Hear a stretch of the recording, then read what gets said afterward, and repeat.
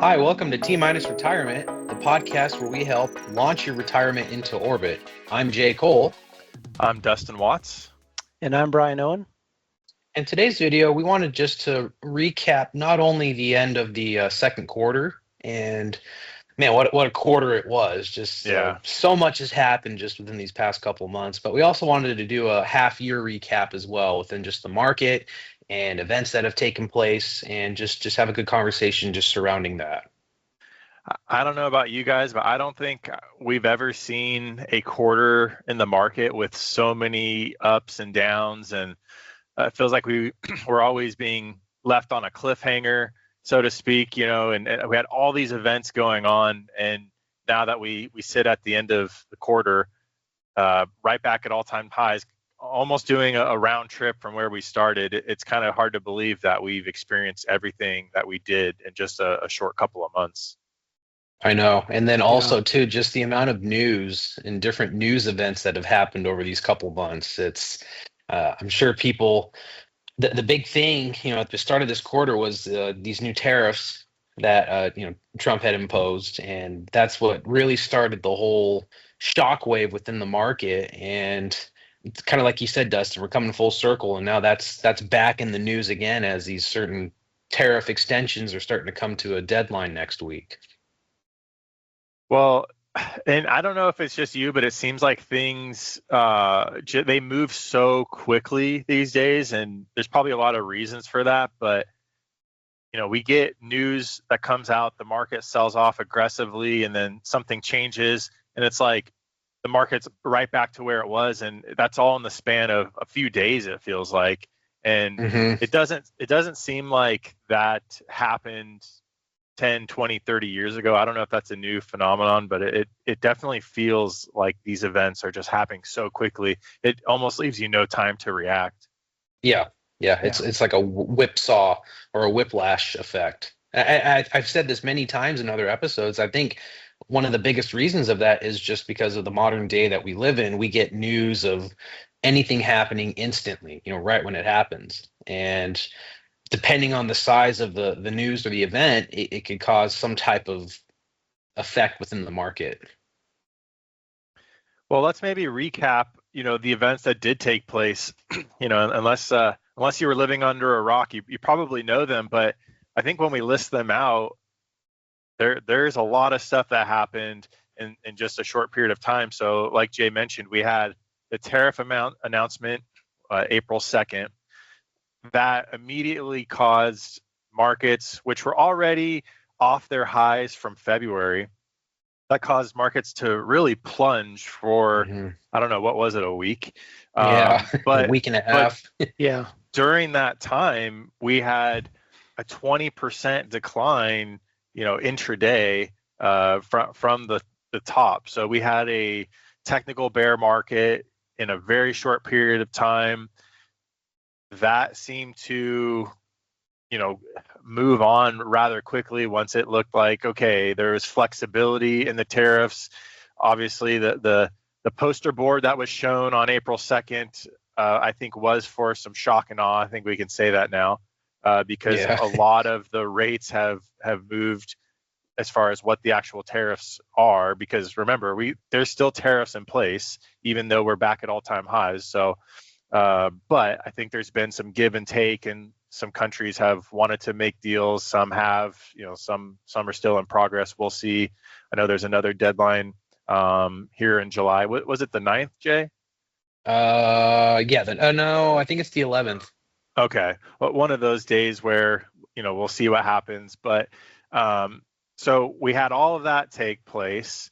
We had, of course, the Iran Israeli war going on. The U.S. got involved. That, of course, caused a lot of panic, whether that be there's a lot of World War III trending articles, I think, going on. We've had, of course, fiscal changes as far as there's, tax policy that's coming through. I feel like I'm missing one. But Well, I mean, you kind of mentioned it, but like this new bill that they're trying to get passed, Mhm. nothing's been passed yet, but that's been a huge topic of conversation for the past couple weeks too, of just what yeah, potentially could happen. it's just so many things happen in such a short period of time. I think it really left people just in complete almost confusion because we in April, investor sentiment was so negative. I don't think even they measure investor sentiment in a couple different ways, but people were more negative in April as from a stock market perspective more than 2008 and 9 when we were in the midst of a global financial crisis when literally things were imploding. I think that says a lot. People were really negative on what was taking place in April, and they thought it was certainly going to cause a recession. Maybe we can throw into this quarter too. Rates are still at a multi-year high. If Hmm. anybody has looked around, try to get a mortgage or anything right now. So there's a lot of things that conventionally people would say would break the market, and the market's been very resilient and has come back. Yeah, yeah. I think it's funny that you say that about '08 and '09.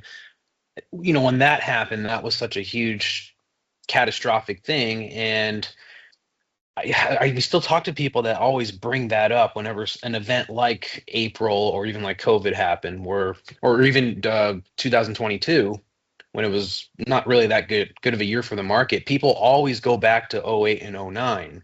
And so I think that's one factor why sentiment could be so low when it comes to these weird downturn periods, because people are just thinking back to when the really, really bad happened. It's still fresh in people's minds. Kind of a recency bias going on there. Yeah.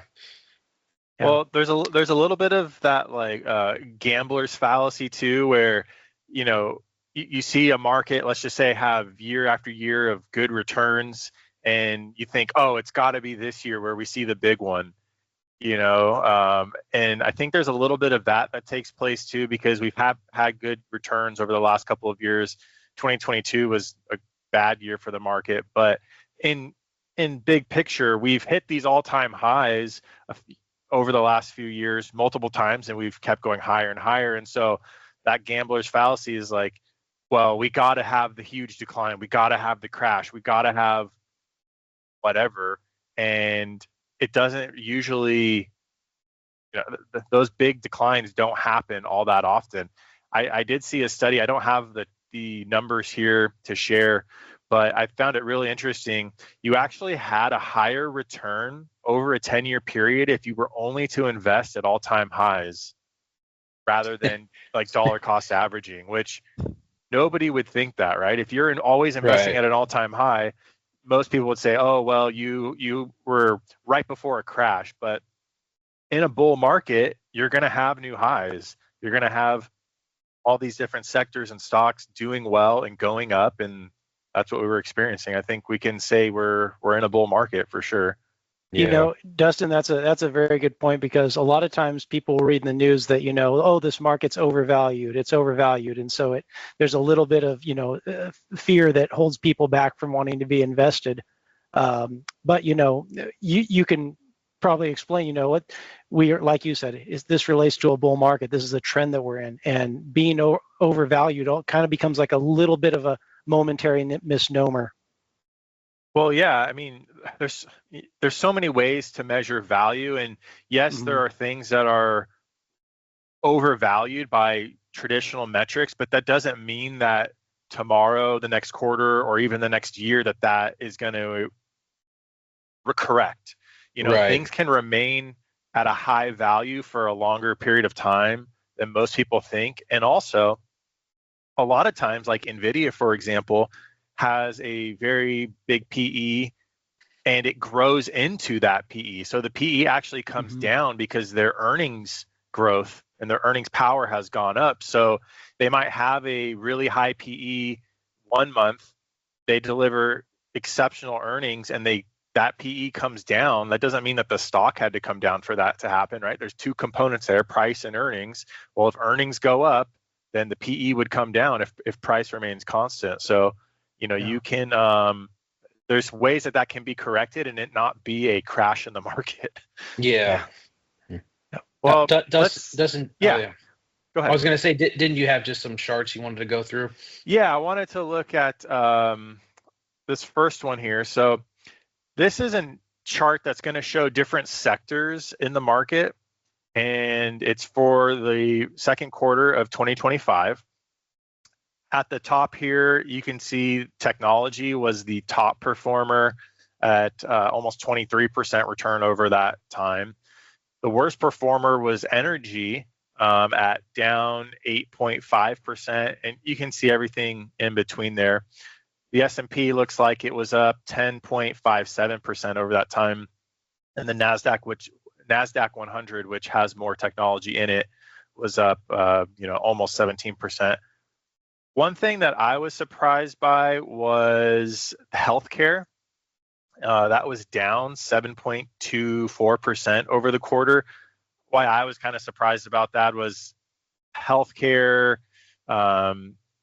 utilities, energy, staple, those tend to be a little bit more defensive in nature. So when we do have a lot of volatility or scares in the market, people tend to go to those areas just because they're very consistent, right? I mean, nobody theoretically cancels their health insurance or doesn't go to the doctor because there's a downturn or uncertainty with tariffs. But as you can see, they didn't perform all that well over the quarter, like some of the others. Maybe perhaps some sector rotation, or maybe more than that. Well, yeah, I mean, I think I'd have to go back and look. I don't know that they've really performed all that great over the last few years. I mean, I know energy's had a tough go of it.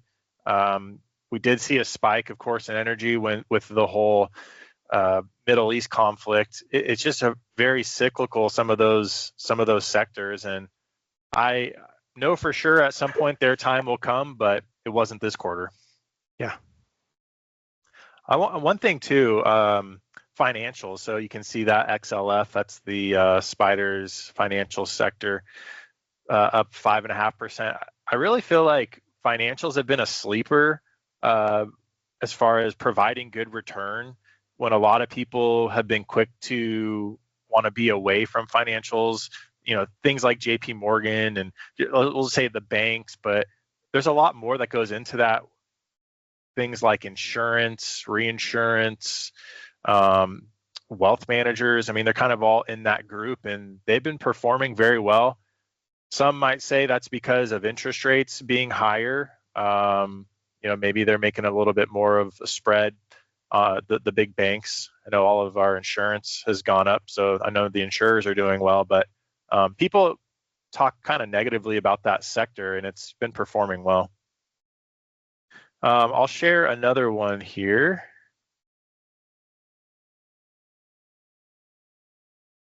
So this is just high level on Q2, but for just the different sectors, or not sectors, excuse me, different indexes, if you want to call them that. We're kind of looking at them on a ETF basis, but they reflect the different parts of the market. So QQQ, we'll just classify that as more technology.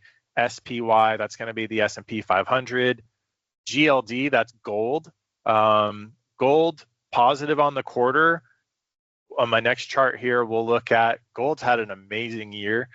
So I think gold did provide some value in the quarter. You can see back in April when markets were very volatile, gold was a little less volatile and actually rebounded fairly quick. That might be due to the flight, to a secure asset, let's say a hard asset when things are uncertain. There's also probably currency reasons why gold did well. I think a lot of people have heard, the dollar has declined this year, so that could be part of that as well. TLT, that's basically fixed income. So fixed income on the longer side of that had a negative quarter, but you can see less volatile than the rest of the markets. And then yeah, it's funny. It's funny, real quick, looking at the gold. When it really spiked, that is when the whole tariff thing were starting to go into effect, or when they were announced. Yeah. And people were unsure, okay, this is going to cause a huge shockwave if they go through. And of course, a lot of these tariffs were extended until July. But it is funny or interesting just to see that huge spike right as You those know, tariffs were announced.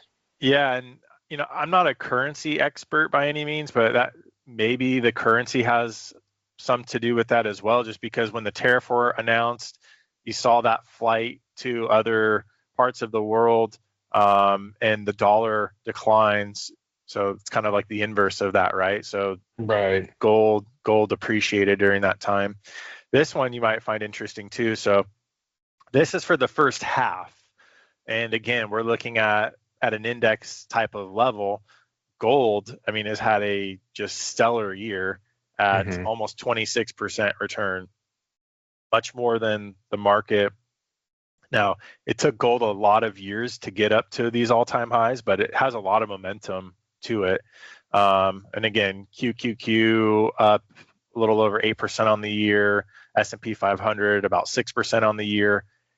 Here is one thing, TLT, or let's just call it fixed income, up almost 3%. I mean, that's not a terrible year for fixed income, especially when we're Hmm. coming off of 2022 type of years where fixed income and stocks just got completely obliterated.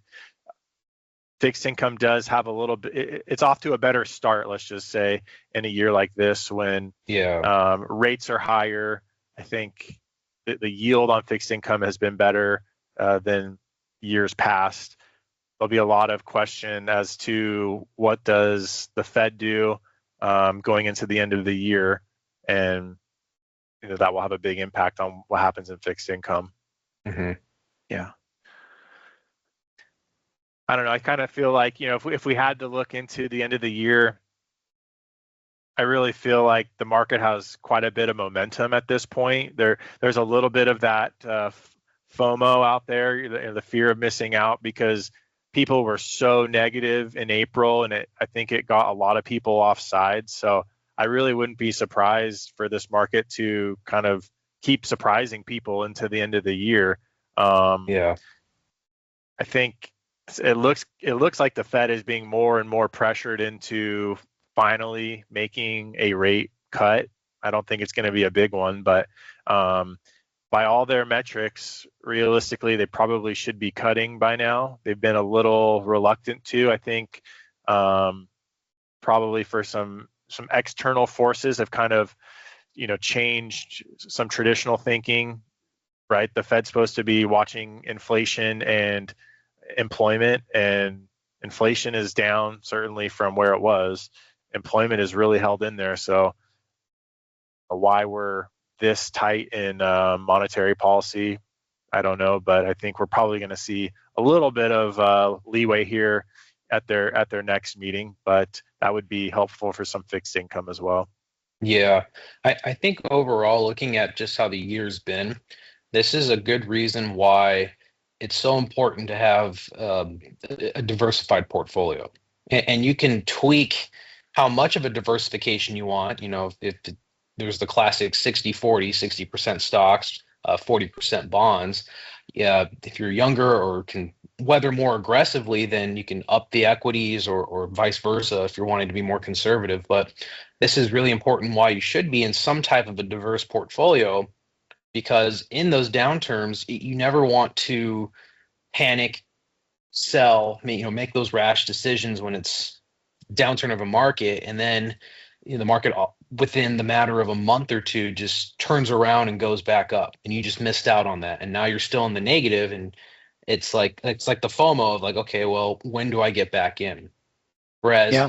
if you weathered out that storm, I know it's hard to look at that, but even with a diversified portfolio, if the market's down 20%, the whole goal of that portfolio is not to be 100% mirroring what the market is. So again, if the market's down 20, you might be down 7 or 8%. That's half of the job of that portfolio, just to help weather that, and you don't see the full swings of where the market's going. No, that's an excellent point, because sometimes having that diversification and whatever your risk tolerance is, you build that portfolio, you're almost in a way to try to manage your behavior, right? Because you want to be able to ride out both those ups and downs, knowing that you're not going to experience the full down of the market. You're not going to experience the entire up of the market, but get to a place of comfort. I think for most people is their objective on why we would set up a portfolio that's diversified and has some type of multi-asset component to it, to where we are having, we're getting some help on the downside, we're getting some breaks on both up and down, and ultimately that allows you to stick with a plan and a portfolio for a longer period of time and not make panic decisions like we just saw, in April, when a lot of people were frightened of what was to come that didn't pan out. Yeah. That only lasted for maybe 8 days. Yeah. Yeah. Well, that's the hard part to believe, is you don't hear anybody talking really on the news about tariffs or any of that type of talk anymore. It's really subsided, and now that's why I say I feel like a little bit of the FOMO is back in the market. Yeah. Well, and everything levels out eventually or stabilizes. I mean, we even saw this week in the news that, oh, look, Vietnam's on board now. There's a trade arrangement now with them, and it's like, it's just one example of many where it's like, okay, tariffs were a big concern back in April, and they're still a concern, but at the same time, now things are leveling out between the U.S. and some other countries. Well, now I saw on Bloomberg, it's saying, when will the AI bubble bust? So I think that's the next fear that the news is trying to push, is a bubble bursting, and who knows? Probably not tomorrow. Yeah. Well, it's funny because the tech sector, like also this week news, there's layoffs. Microsoft is laying off 9,000 or 19,000, depending on which headlines you look at. And that industry, which can be largely bloated, we saw this happen back in COVID, that industry gets bloated because of the hiring sprees it goes through, especially back in COVID when you're dealing with work from home and cloud advancement and everything else.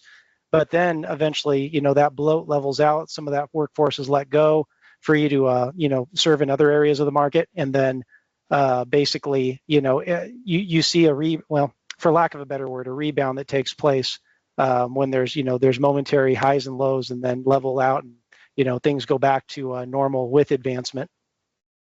Guess that'll give something for the Fed to consider at their next meeting. Yeah, I know. All right, guys. Well, thanks for joining today while we reviewed the first half and the second quarter of 2025. We hope that you found some value in this video. If you did, please like, subscribe. We'll see you in the next video. Take care. Bye.